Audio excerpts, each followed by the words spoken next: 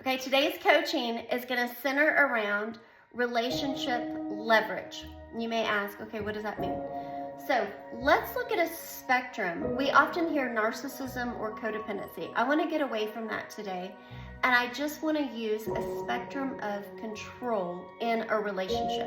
And I mean any relationship. I'm not just talking about romantic relationships. I'm talking about friendships, business deals, family members. It really does not matter. Any relationship that you have has the potential for you to show up as the person who wants to control or the person who is being controlled, and it can fall anywhere on the spectrum.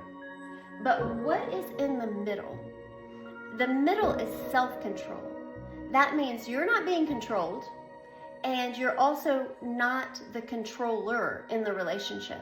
It means that you have your own thoughts and feelings as a secure, self-controlled individual, and that the other person in the relationship also has their own thoughts and feelings as a secure, controlled individual with themselves. They have self-trust, self-representation, and ultimately self-protection in the relationship. So let's talk about the controller. How are they able to control another individual in a relationship? They have to have leverage. Well, what do humans typically have leveraged over them? Safety, security, and a sense of belonging. So that controller can find someone who maybe is insecure in their sense of safety, whether financial safety, emotional safety, physical safety, or they're insecure in their security, whether it be long-term security, whether it be the longevity of the relationship. Maybe they've had some abandonment issues. It can be also that sense of belonging, a desire for family. Any of those things can be leveraged if they feel incomplete, or if they feel like they don't have that, and this person over here is either promising that or providing that, then that can be leveraged over the relationship, over the one being controlled. So how do we stop this leverage? How do we stop this? How do we get away from relationships?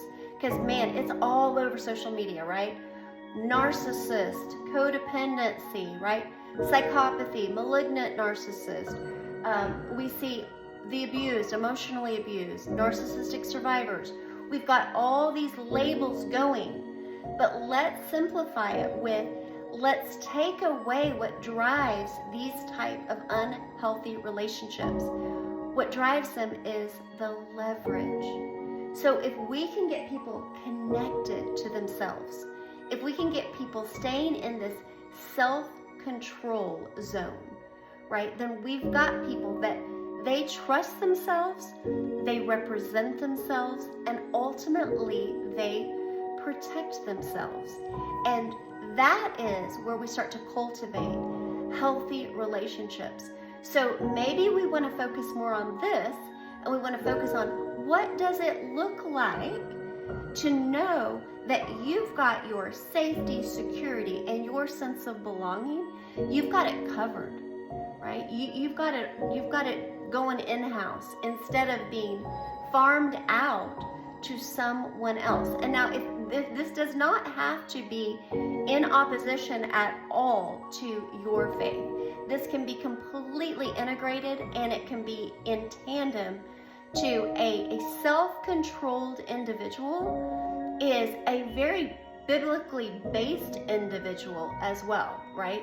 This isn't a power trip of, oh, my personal ownership and personal agency is not in alignment or under an umbrella of an understanding of a transcendent relationship. No, that is not what I'm saying.